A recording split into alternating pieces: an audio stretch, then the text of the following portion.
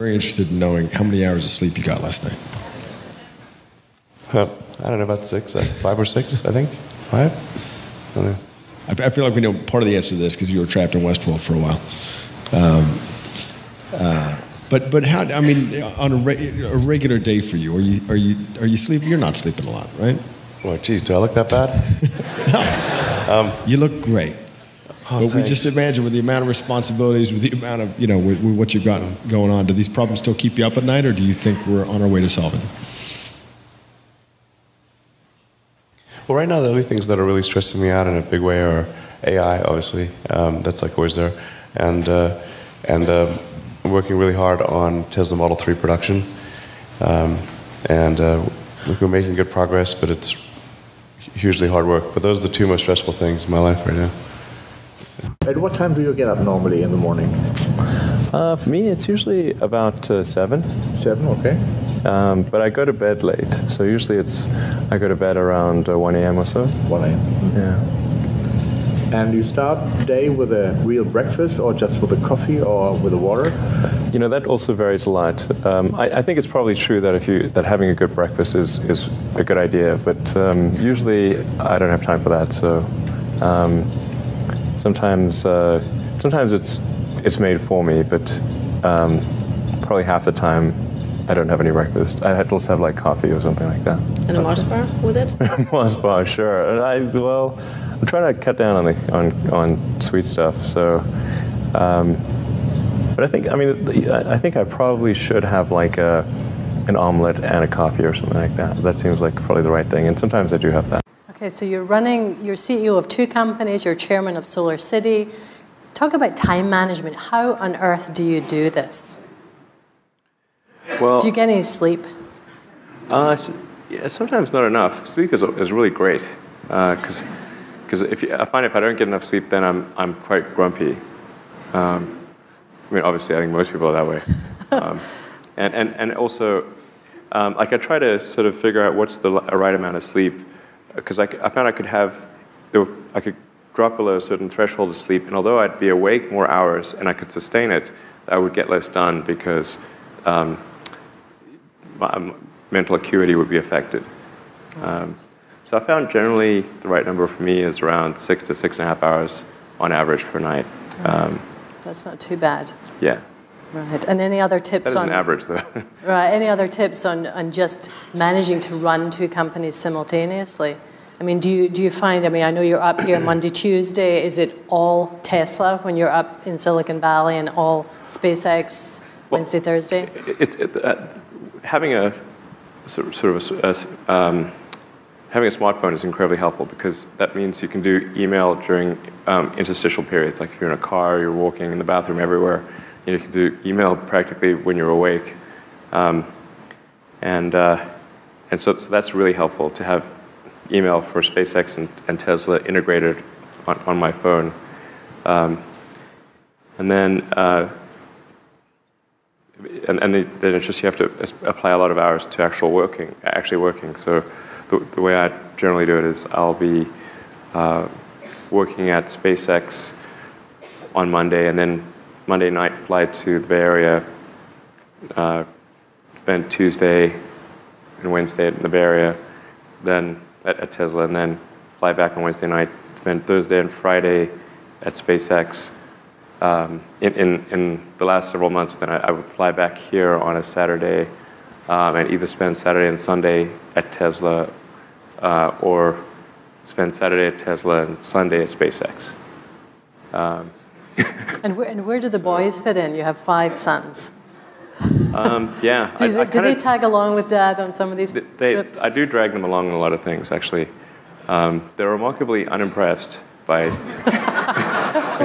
What it'll be capable of doing is near perfect control on freeways, even where there's no cars, and near perfect control in any traffic situation where it's tracking a vehicle. So that's, yeah,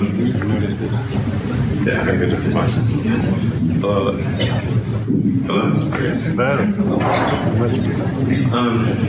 Yeah, so that's going to get better. One of the things we're also working on is the mapping solution. And Michael, if I seem a little ragged, by the way, it's I literally had 1 hour of sleep in the last 48 hours. Sorry. Anyway, so I think that result is, basically in about 2 years we should have Model 3 plus full autonomy. Yeah, which we think quite transformative. So 3 will have autonomy. What do you mean by all future Teslas? Yeah. It doesn't work so well in the countryside. The current autopilot does not work on windy roads in the countryside. Really do. What do you mean by full autonomy? Yeah, full autonomy, yes. Without autonomy? No human intervention required. Okay. More than the Human intervention optional. Probably 2 years, worst case 3 years. That's the difference. Regulatory approval is a separate track. But in terms of if it being technologically done, it's in the 2 to 3 year time frame. And then we've got the Tesla Powerwall and Power Pack.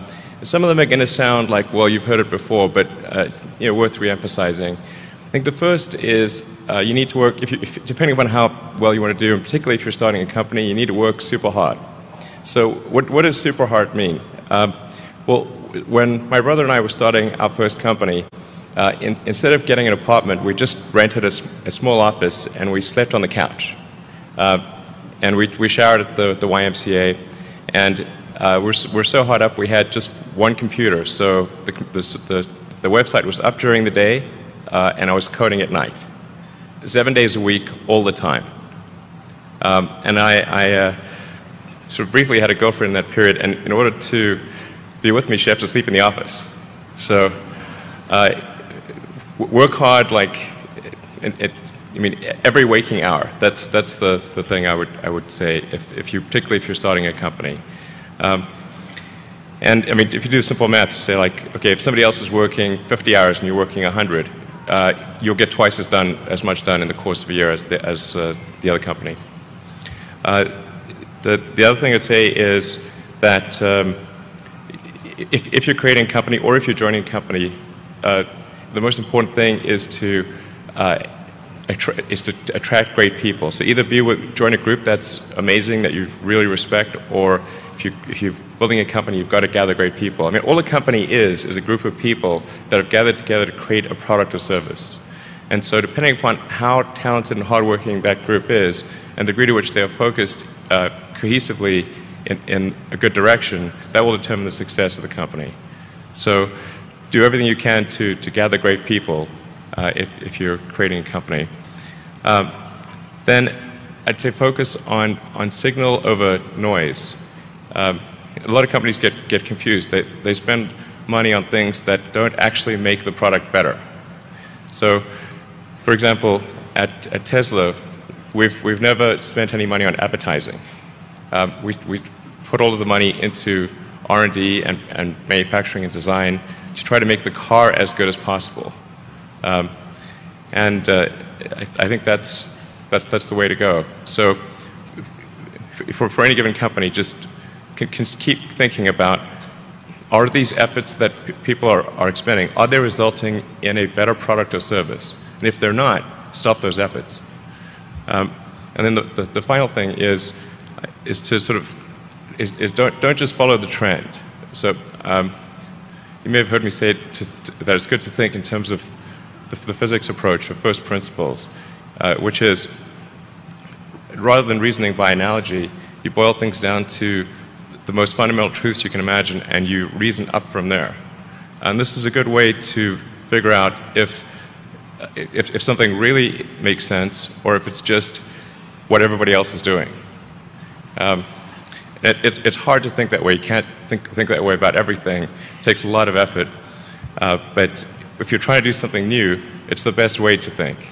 And that framework was developed by physicists to figure out counterintuitive things like quantum mechanics. So it's really a powerful method.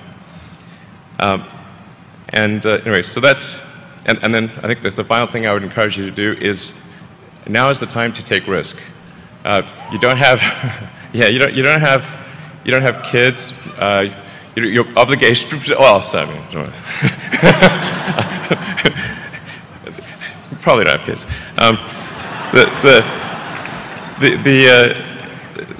But as you get older, your obligations increase. So and once you have a family, you start taking risk not just for yourself, but for your family as well. It gets much harder to do things that might not work out.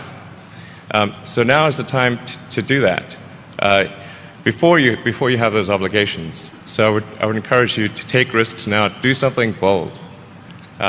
You won't regret it. Thank you.